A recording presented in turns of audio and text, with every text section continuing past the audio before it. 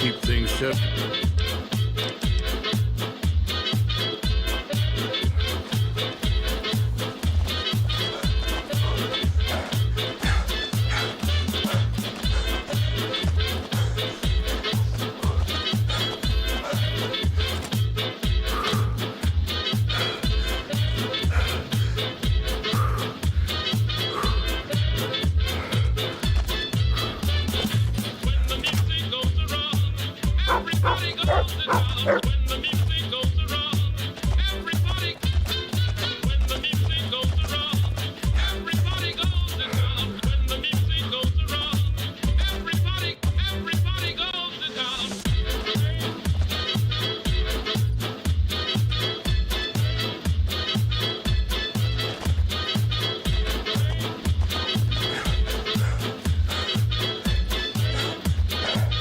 Howdy.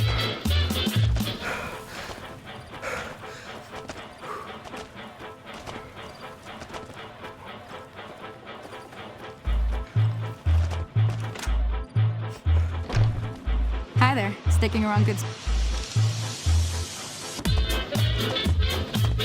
Keep hearing about some courier making a That fuss tower over on the strip. Hey there. Must have delivered more than just mail. Thanks again for all your help. What are the rules of Caravan? It's a two-player game, and the winner takes the whole pie. You build a caravan using the cards in your deck. The goal is to create caravan bids that beat your opponent's bids. So there's more strategy than luck involved. It's why you won't see caravan in any casino. Too slow-paced. And more importantly, no house edge. Here, take this holotape. It goes into more specifics about the rules. You'll also need a deck, so take one of my spares.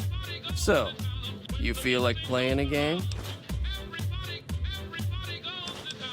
Just keep an eye out for them while you travel. I've found cards in old boxes or forgotten on shelves. Can find some for sale, too. Let's play. Don't worry, I'm not that good of a player.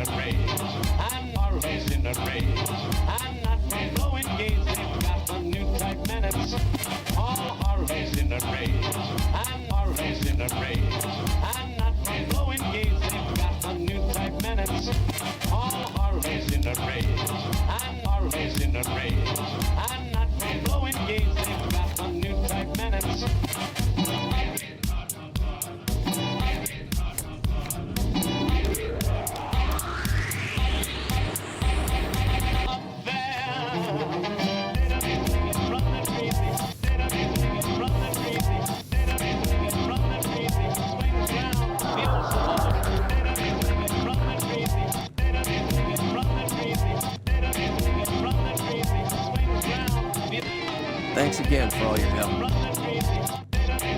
Sure.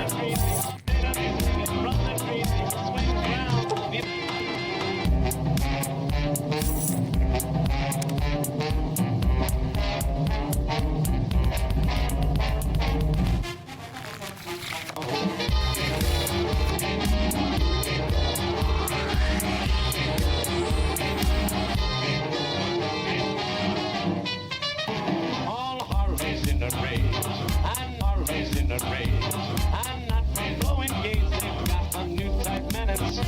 All Harvey's in a rage, and Harvey's in a rage, and not blowing games, they've got a new type minutes. All Harvey's in a rage, and Harvey's in a rage, and not blowing games, they've got a new type minutes.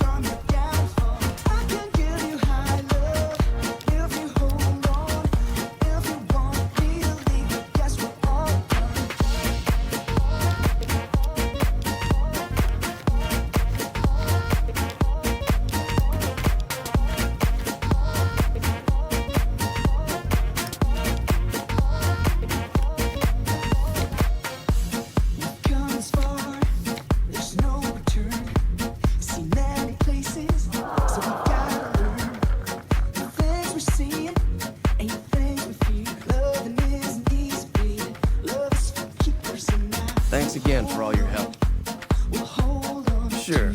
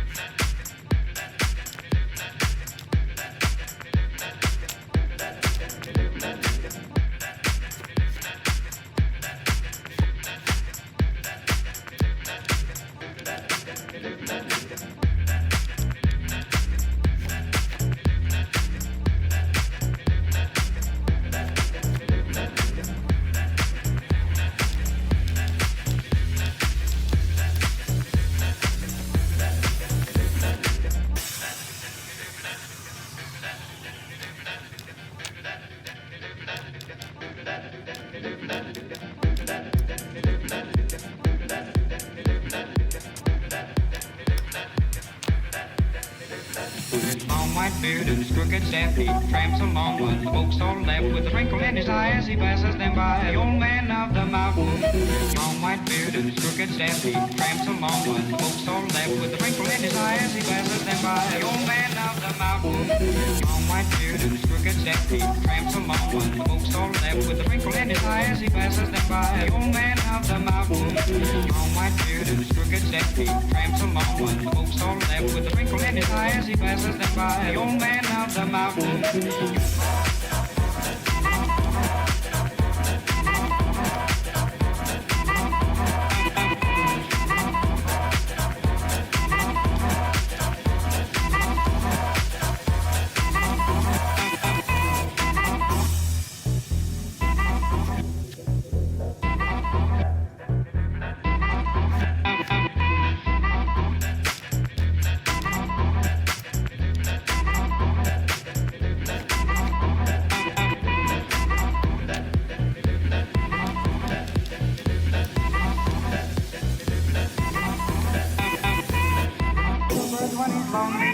Sleeps with the stars for a tent. Will the beast spread a feast when he's hungry? And God charges no man. He lives as long as he's so free and laugh at fools like you and me. Often sigh and wish that I were the old man of the mountain.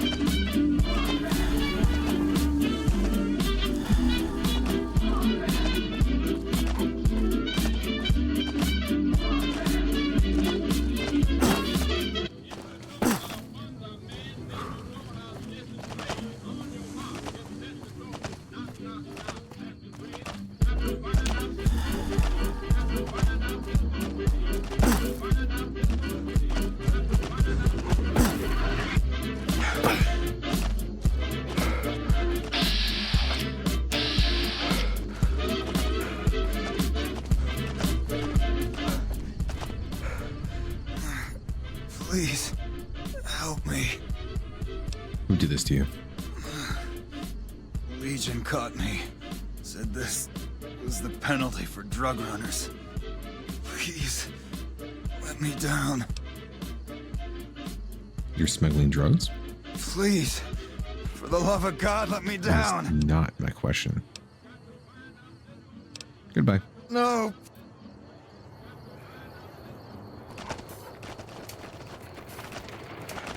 Hi there. What a wonderful time Halt! for you to drop by. What business You have you in just Cottonwood heading up Cove, the street outsider? to our new star, and I'd love to introduce you before they begin.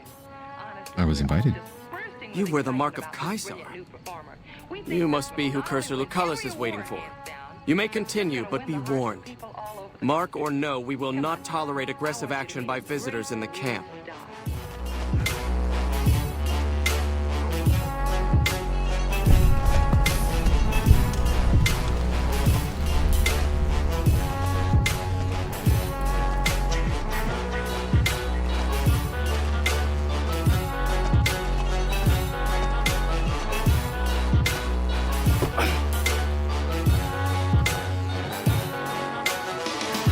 Hey,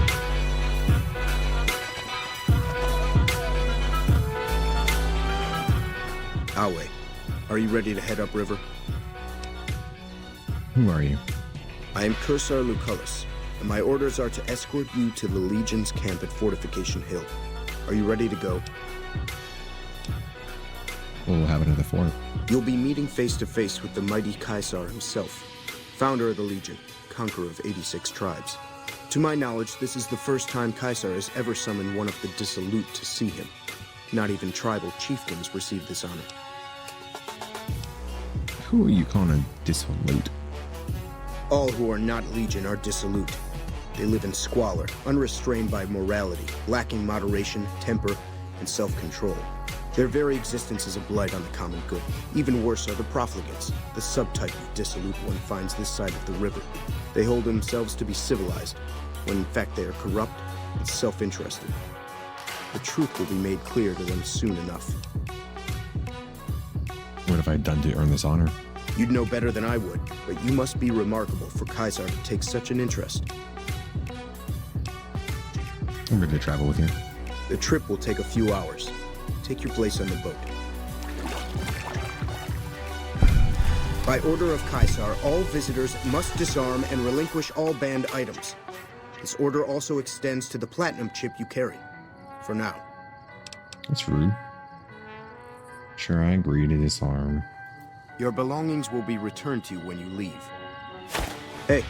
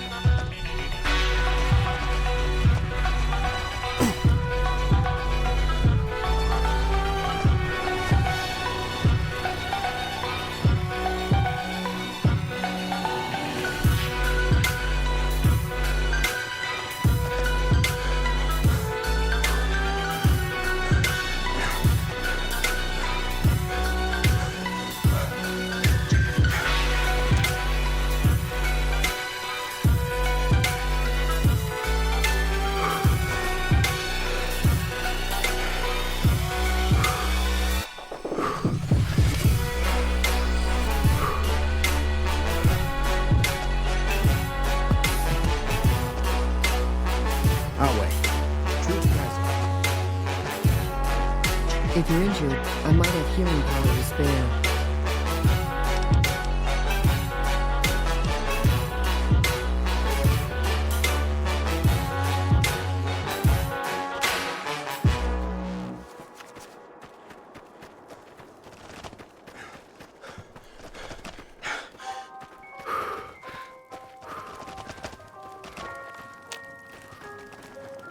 You must enter Kaisar's tent alone. Anyone else must remain outside.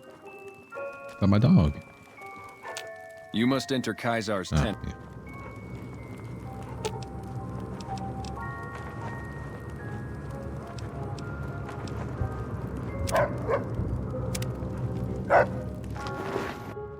True to Caesar. So I finally get to meet the courier who's accomplished so much in so little time. That's why I summoned you here, right? I mean, a man nearly kills you, and your response is to track him across the breadth of the Mojave? You arrive on the strip and waltz into the Lucky 38 like someone left you a key under the doormat? You assassinate the head of the chairman in his own casino and get away with it? Then something happens to Mr. House's robot, some kind of military upgrade? When you set your mind to something, you get results. I like that. The question is, are you ready to get started? How may I serve your liege, Caesar? I like the servile attitude. Keep it up. The time is fast approaching when my legion will assault the Great Dam and invade the West. Before that happens, I want Mr. House knocked out of the game. A quick 1-2 punch, with you doing the punching.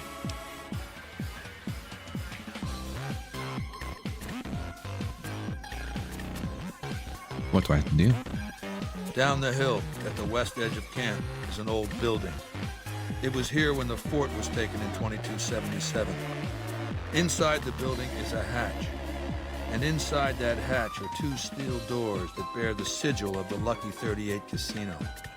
Now that same sigil is on the platinum chip you were carrying. Isn't that interesting? Even more interesting, there's a slot about the same size as the chip on the console that opens the hatch. So you know what I think? I think the platinum chip opens those doors. Doors that can't be pried open, or drilled open, or blasted open. Because all that, I tried.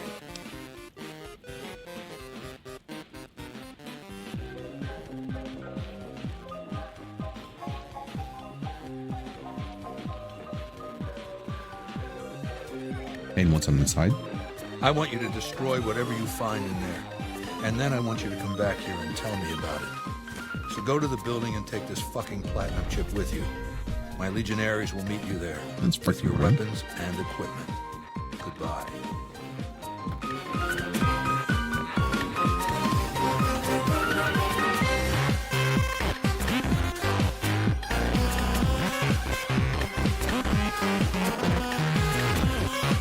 Some of the slaves have been spreading stories about the burned man again.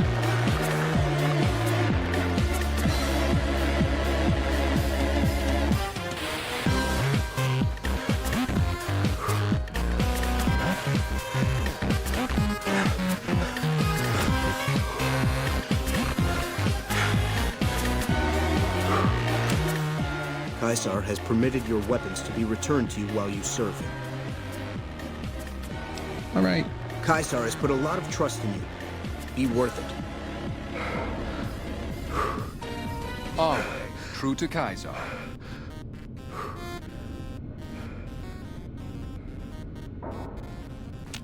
Caesar has forbidden you to leave until you've carried...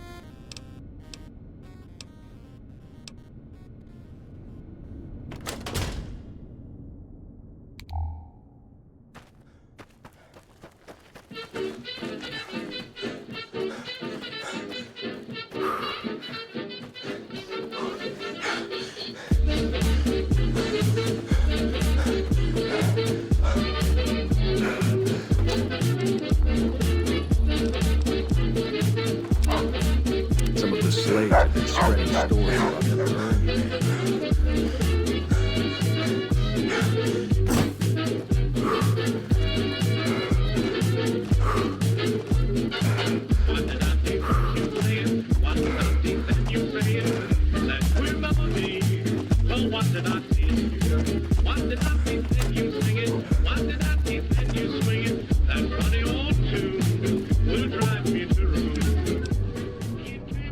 console hums quietly, powered by some unknown source. There is a round slot in the console, about the size of a large poker chip. Insert the platinum chip into the slot. Door.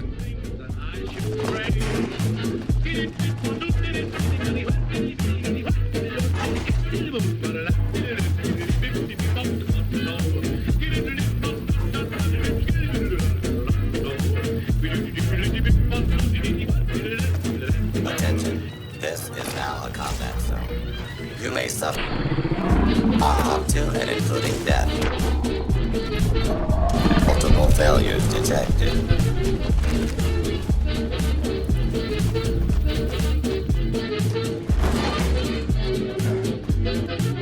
You're ready to proceed into the underground.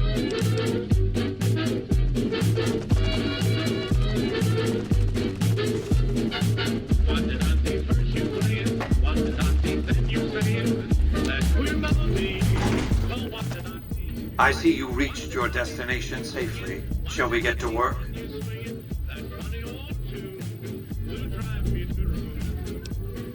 Why'd you send me here? As you know, the Platinum chip upgrades my Securitron's operating software. Well, there's an army of them here. The Securitrons policing the Strip are a fraction of the total number manufactured. The rest I stored here. I need you to manually upload the data from the chip to the facility's primary computer. There's a terminal at the other end of this facility. There's a complication. While I can broadcast to this screen, I can't control any of the facility's systems. That means I can't deactivate its security bots, most of which appear to be active according to the status board I'm looking at.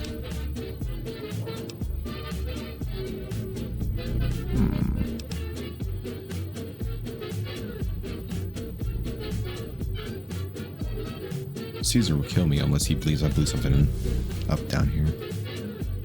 I see. You're in a predicament. Just off the turbine room down below are 3 power regulators. It's a redundant system. Only one is needed. Go ahead and destroy one. The explosion will be large enough to be heard and felt above ground.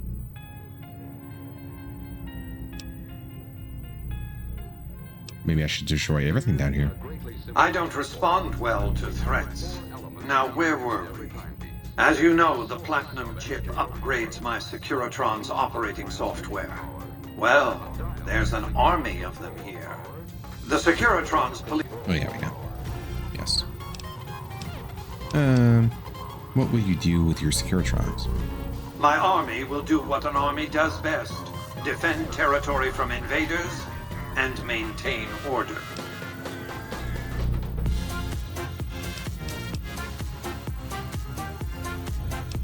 We'll see what happens. I like to think you have enough sense to do the right thing. The rewards for doing so are immense, as are the punishments for not doing so.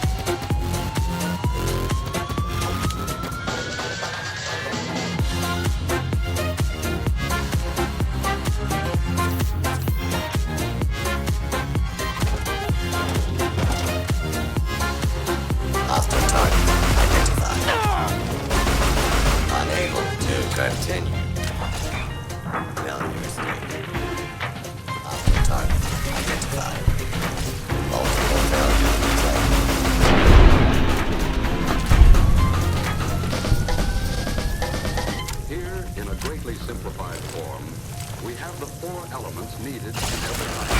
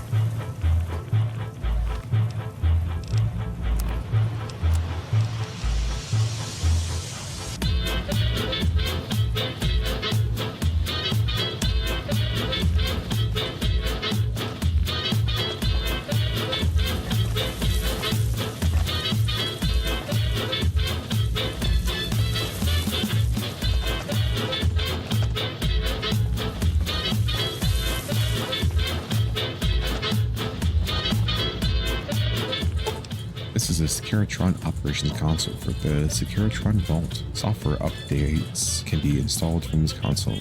Insert the Platinum chip and install the Mark II upgrade software.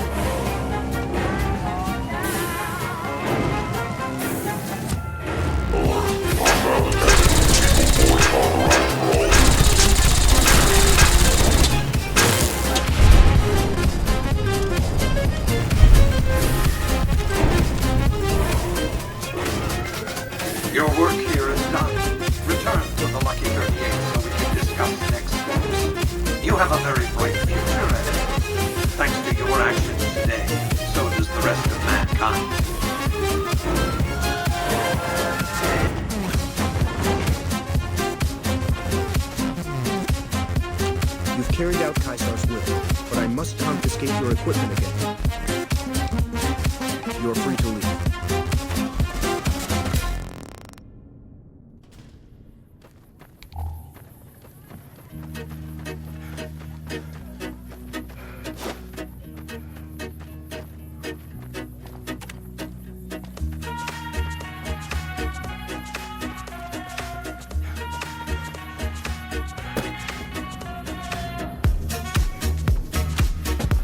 You must enter Kaisar's tent alone.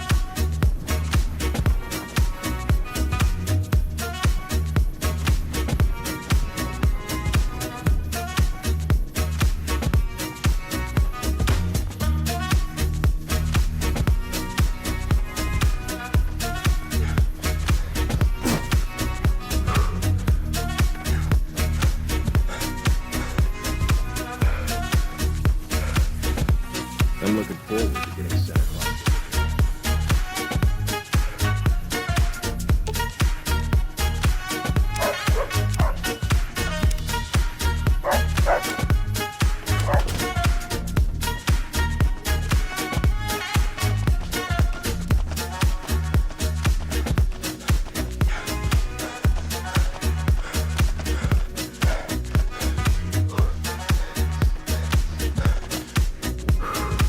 True to Kaisar.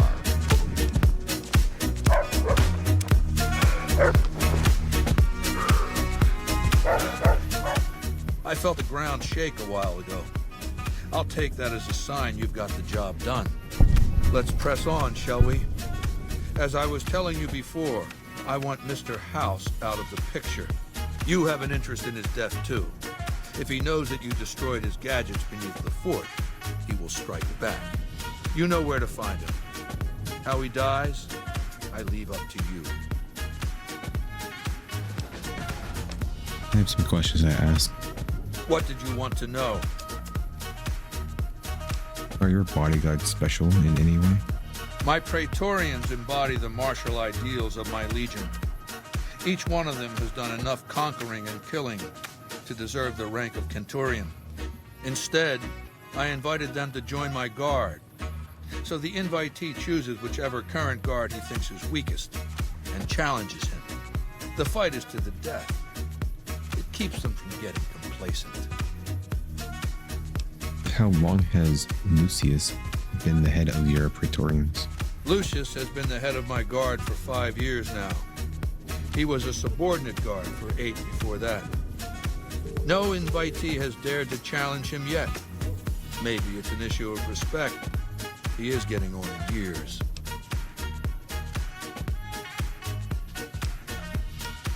Tell me about Vulpes. Oh my god. And Colta? Vulpes is the best of my Frumentari. A remarkable individual from an unremarkable tribe south of the Utah. He was brought into the Legion as a boy, survived training, fought well enough as a legionary to be promoted to the rank of Decanus. Then in battle against an unimportant tribe, he broke ranks and led his contubernium through a hole in their defenses to capture its chieftain. Well, his Centurion wanted him crucified for disobedience, so I made him a Frumentari. And what does the Frumentari do? Whatever I require. Infiltration, assassination, dramatic atrocities to break the spirit of the enemy, etc. They're mentally flexible. They operate behind enemy lines for extended periods, imitating the enemy's customs without becoming sullied. In all these things, Vulpes is a master.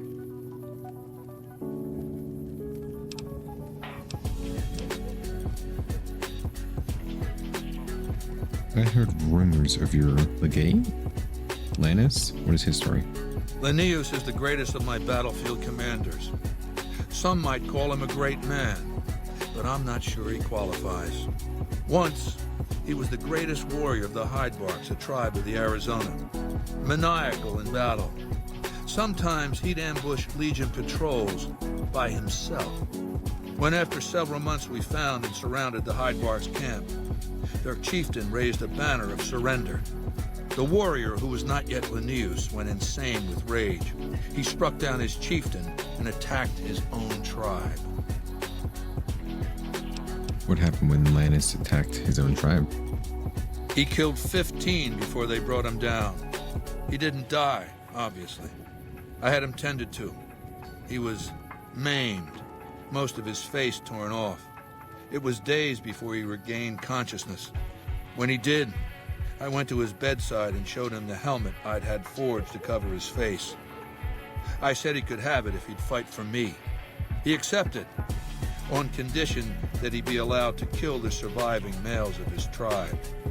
I said, make it the adult males, and you have a deal. He sounds more like a savage than a general. Lannius is savage. Savagely loyal, too, but only to me. He has no love for my legion. But this has its uses. He has no attachment to his men, no compunction about battlefield losses. All he cares about is destroying the enemy. When another Legatus or a Kenturian fails to achieve results, I send Lannius to make things right. His first step is to beat the failed commander to death in front of his assembled troops. Then he orders the ritual of Decimatio. And what is Decimatio? It means decimation. But in ancient Rome, the word had a very specific meaning. A punishment for cowardice. The legionaries are lined up in ranks. Every 10th man steps forward and is beaten to death by his brothers. It instills a certain robust obedience. Lannius will lead the assault on Hoover Dam? Yes. This time my legionaries will be more frightened of the commander behind them than the enemy before them. There will be no failure this time, no retreat, no years of gathering slaves and resources for another assault. With Lannius to drive the Legion forward, the dam will be taken. It will be our bridgehead across the Colorado. Why did the Legion lose their first battle? It's not going to happen again. That's all I have to say about it. What do you think of the NCR? Do you want my opinion as a former citizen or future conqueror? Actually, my opinion's the same either way. As a young man, I was taught to venerate President Tandy of Shady Sands, the founding mother of the new California Republic. Did you know her presidency lasted 52 years? And that her father, Aradesh, was the Republic's first president? Does that sound like a democracy to you? Or a hereditary dictatorship? President Tandy was voted into office each time. Because the council didn't dare oppose her. She was too popular. She had the people's love. So things ran smoothly, more or less. And as soon as she was gone, as soon as there really could be democracy, what happened then? Ever since losing its queen, the NCR has been weaker, more diffuse. Democracy has been its weakness, not its strength. How is the NCR weak? Greed runs rampant. The government is corrupt, accepting bribes from Brahmin barons and landowners to the detriment of citizens. The NCR is a loose conglomerate of individuals looking out for themselves. It's lost virtue. No one cares about the collective, the greater good. It's not built to last. I'm just hastening the inevitable. Surely the NCR is a powerful foe. Of course. The most powerful my legion has faced. Also the first to which I am ideologically opposed. Until now, every tribe I've conquered has been so backwards and stunted. Enslavement has been a gift bestowed upon them. My conquest of the Mojave will be a glorious triumph, marking the transition of the Legion from a basically nomadic tribe to a genuine empire. Just as my namesake campaigned in Gaul before he crossed the Rubicon, so have I campaigned and will cross the Colorado. What do you know about Mr. House? I know he's a coward, hiding behind an army of robots ensconced in that tower of his like a wizard in one of those Grognak comic books. Some say he's a man, others a machine. I don't care. He's in the way. What role will regional powers play in conflict? I've analyzed the region's tribes to determine how they might be useful. I may tell you more at a later time, if it suits me. How did you rise to power?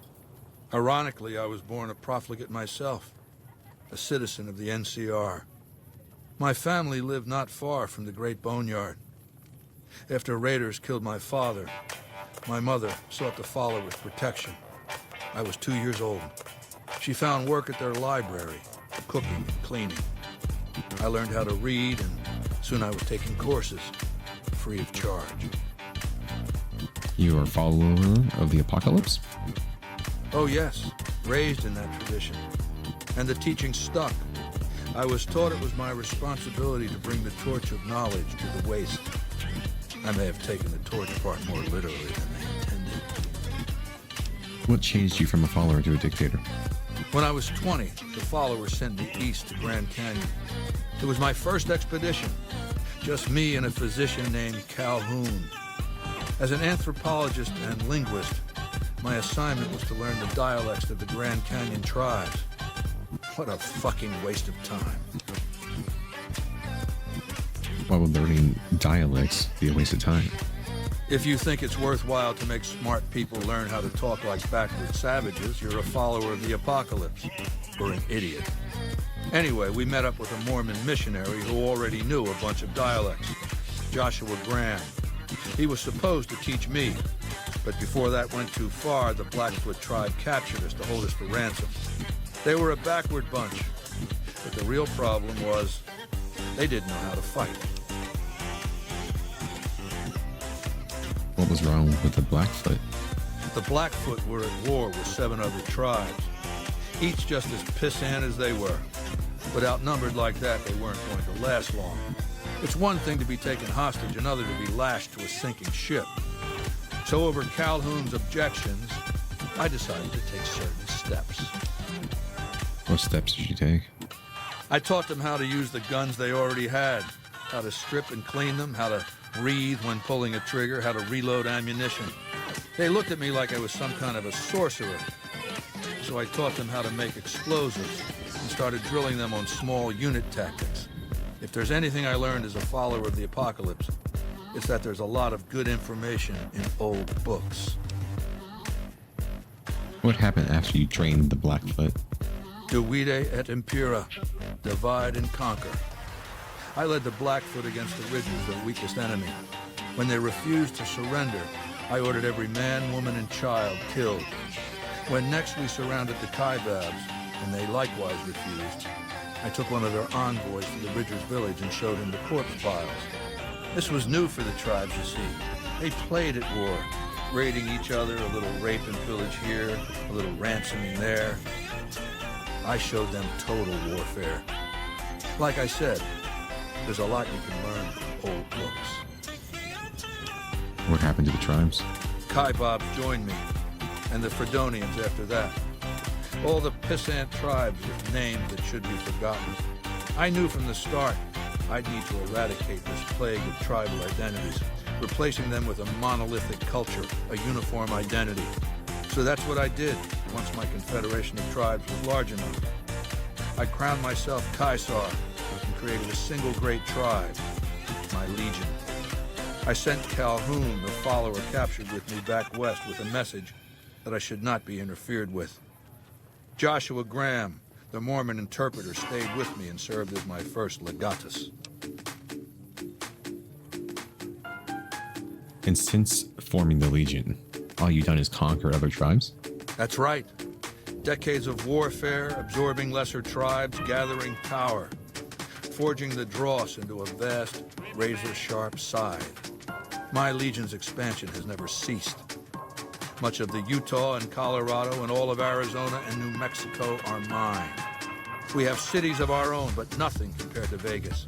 Finally, my Legion will have its Rome. Why is Kaiser's Legion so strange? I used Imperial Rome as the model for my Legion precisely because it was so foreign, so alien. I'd seen what had become of the NCR's attempts to emulate the culture of pre-war America, the infighting, the corruption. Rome was a highly militarized autocracy that effectively integrated the foreign cultures it conquered. It dedicated its citizens to something higher than themselves, to the idea of Rome itself. In Rome, I found a template for a society equal to the challenges of the post-apocalyptic world, a society that could and would survive, a society that could prevent mankind from fracturing and destroying itself in this new world by establishing a new Pax Romana. What does Pax Romana mean? It means a nationalist, imperialist, totalitarian, homogenous culture that obliterates the identity of every group it conquers. Long-term stability at all cost. The individual has no value beyond his utility to the state, whether as an instrument of war or production. So you'll destroy the NCR because you hate its inefficiencies? No. I'll destroy it because it's inevitable that it be destroyed. It's Hegelian dialectics, not personal animosity. Hegelian dialectics. What are those? How do I put this basically enough? It's a philosophical theory, the kind you might encounter if you took time to read some books. The fundamental premise is to envision history as a sequence of dialectical conflicts. Each dialectic begins with a proposition, a thesis, which inherently contains or creates its opposite, an antithesis. Thesis and antithesis. The conflict is inevitable, but the resolution of the conflict yields something new, a synthesis, eliminating the flaws in each, leaving behind common elements and ideas. So what's dialectic about you and the NCR? The bombs wiped the slate clean. Human civilization descended to a level of ignorance that effectively set our cultural progress back to zero. The NCR has all the problems of the ancient Roman Republic: extreme bureaucracy, corruption, extensive senatorial infighting. Just as with the ancient Republic, it is natural that a military force should conquer and transform the NCR into a military dictatorship. Thesis and antithesis.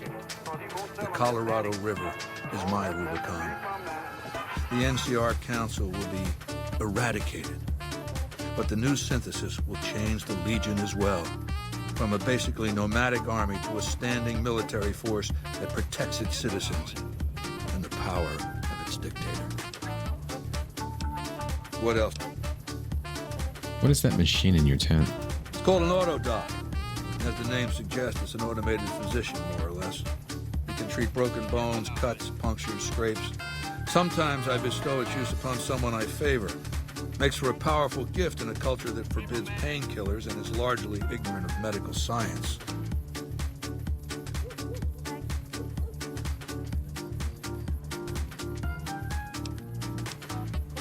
I'll eliminate Mr. House for you. Good. Don't know what kind of security he has inside the Lucky 38, but if you can find a way of catching him off guard, do so. That was a doozy of a conversation. And flat.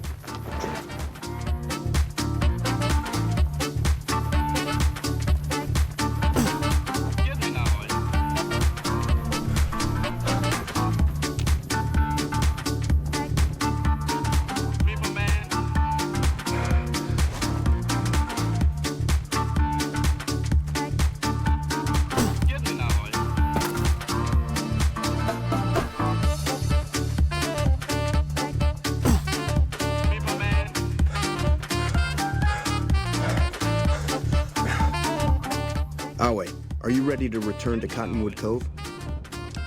I'm ready. Very well.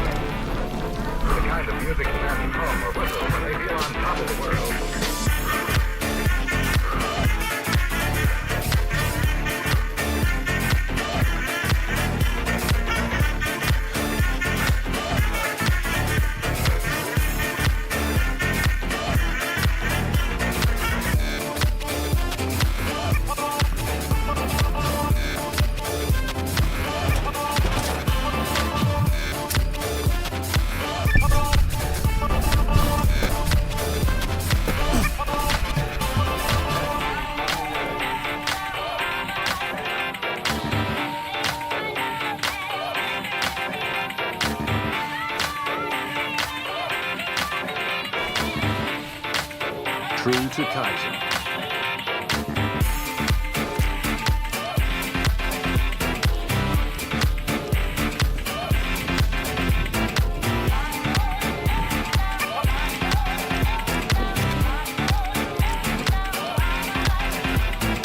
The kind of music men hum or whistle when they feel on top of the world.